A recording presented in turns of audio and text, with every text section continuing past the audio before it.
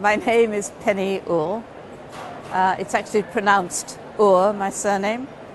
How I got into English language teaching. I read languages at university and then I went on to do a certificate in education in teaching generally, and what I hoped to do eventually was classroom teaching.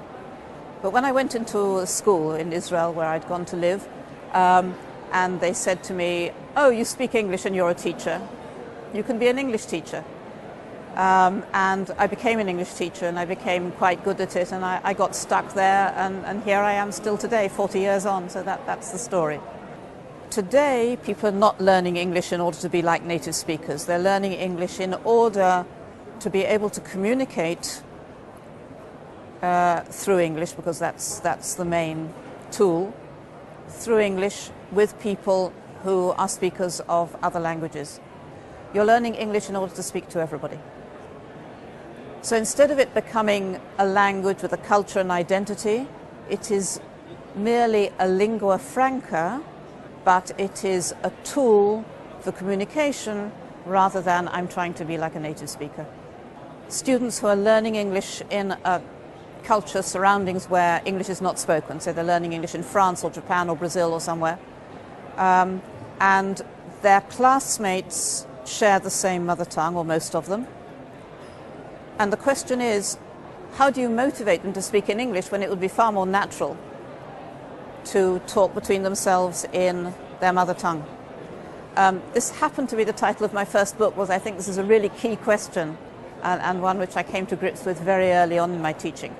And there's no single easy answer, but a couple of tips here. One is that the task, the speaking task, should be one which their English is well equipped to cope with. So not a complicated problem-solving task for beginners. For beginners, you might have something like describing a picture or asking and answering simple questions, things like that.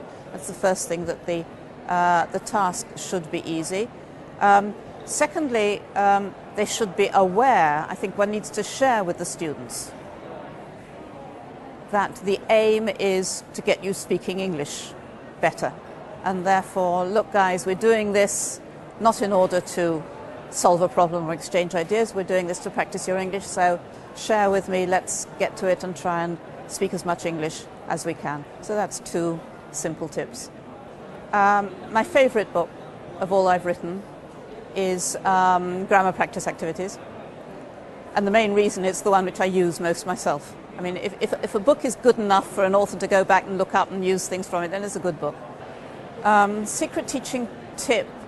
Teaching is so complex, I don't think there's one tip which will get you there. What I'd like to share with you is my secret criterion for who's a good teacher or who's a real teacher. And I think if you can say, I get my yes moment from when a student learns something and I really feel that they've got it, and particularly, incidentally, the students who are slower or more difficult and find it more difficult, and the moment when they make that breakthrough and they can speak English, or they've succeeded in a task, or they've done something, that's real teaching.